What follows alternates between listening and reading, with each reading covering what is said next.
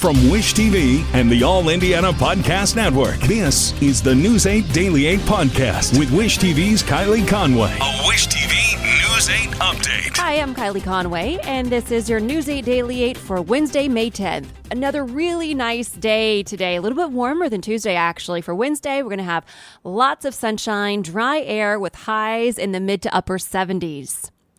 Police say a woman is dead and a child injured after a dog attack inside an Indianapolis home. It happened just after 8 last night in a neighborhood off 16th Street east of 465.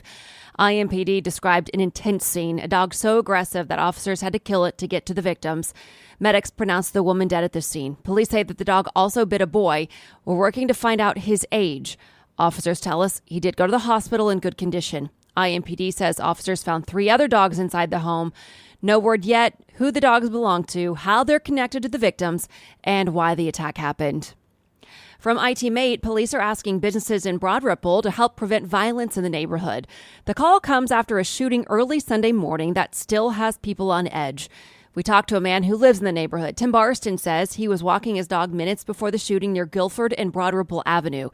He tells IT Mate that once 11 o'clock hits on the weekends, the area starts to get dicey. IMPD says it's aware of the problem of people gathering in parking lots to hang out, but that officers cannot do anything unless business owners call them to get people to leave. IMPD isn't calling out any specific business by name. The department does recommend that they hire off-duty officers or other extra security. And sticking with IT Mate and updates in Kagan Klein's sentencing. Prosecutors are calling for a Miami County judge to sentence Klein to consecutive sentences for at least some of his child porn-related crimes. As we've reported, Klein pleaded guilty to 25 charges, including possession of child pornography, child exploitation, and obstruction of justice. Klein has also admitted to using the Anthony Shots social media account to get sexually explicit photos and videos of young girls. He entered the plea without an agreement on how much time he might serve in prison. Consecutive sentences would mean Klein would have to serve time for each count, one after another. A Miami County judge also ruled that cameras would not be allowed in the courtroom during this sentencing. The judge cited possible references to sexually explicit materials or conduct. We've made it easy for you to read the judge's full ruling. Look for it in this story under the As Seen On section of wishtv.com. Whiteland families will have to wait to find out if they can keep chickens in their backyards. Leaders are considering ending a ban, but the town council is delaying its vote for at least another month. People opposed to backyard chickens say they're concerned with disease, odor, noise, and possible wastewater runoff. We're also following a similar debate happening in Noblesville. This morning, a suspended IU football player faces charges of rape and sexual battery. Police arrested Connor Delp yesterday in Bloomington. The case dates back to last November and a night of drinking and conversation in Delp's apartment. 2 women claim they told Delp no to sex repeatedly and that he went forward with one woman forcefully, even as she said no several more times. Police say Delp claims he was never told no. The football program suspended Delp shortly after the night in question. Congressman George Santos could appear in court today on federal criminal charges.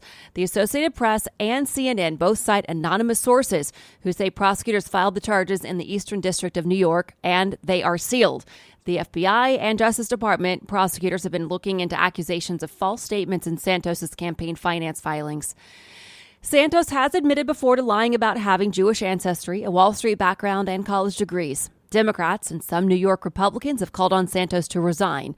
House Speaker Kevin McCarthy says he'll look at the charges before deciding if Santos should be removed from Congress.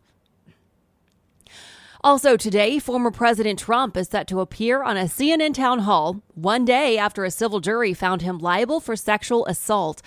The jury awarded E. Jean Carroll $5 million in damages yesterday. Jurors split the verdict. They rejected Carroll's claims she was raped in a dressing room in 1996, but did find Trump responsible for a lesser degree of sexual abuse. The jury also found Trump liable for defaming Carroll over her allegations. Trump's promising to appeal. Tonight's CNN Forum is the first major television event of the 2024 presidential campaign. Trump's team has said it's an opportunity to connect with voters who tune into conservative outlets. It's set for 8 p.m. A dog named Buddy Holly makes history. He's the first of his breed to be best in show at the Westminster Kennel Club Dog Show. Buddy Holly is a petite Basset Griffon Vendine. The breed is noted for rabbit hunting. The other finalists included a French Bulldog, an English Setter, and an American Staffordshire Terrier. When asked what's next, Buddy Holly's owner says the dog is getting a good night's sleep, upside down, rolling in pillows. And to business headlines. New inflation numbers are out today. April CPI forecasts show inflation improvement slowing to a crawl. However, inflation is expected to remain well above the Fed's target. The April CPI report is expected to show a 5% increase in inflation from a year ago. Small business sentiment fell in April to the lowest level in 10 years, reflecting fears over the near-term economic outlook. Persistent worker shortages and chronic inflation. The National Federation of Independent Businesses said it's the lowest reading since 2013. Worker quality continued to pose the biggest threat to small businesses in April. The FDA will meet this week to make a recommendation on whether it should approve over-the-counter sales of birth control medicine for the first time. HRA Pharma expects an FDA decision on its over-the-counter pill in the summer. Customers are being asked to tip even at self-checkout, even if they don't interact with a person. Customers are unsure whether their money is going or whether the prompt is even necessary. This is part of a growing phenomenon of tipping fatigue. Some customers hitting the Wendy's drive-thru soon will see a artificial intelligence technology. It'll start at Wendy's in Columbus, Ohio as a test. The company says the AI will have conversations with customers, the ability to understand made-to-order requests, and generate responses to frequently asked questions.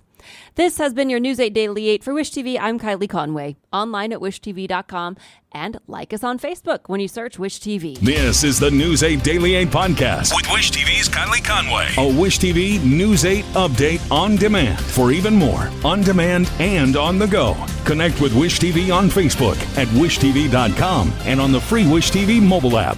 Thank you for listening, and be sure to like, subscribe, and follow this podcast for updates every weekday morning on the All Indiana Podcast Network and wherever you get your podcast.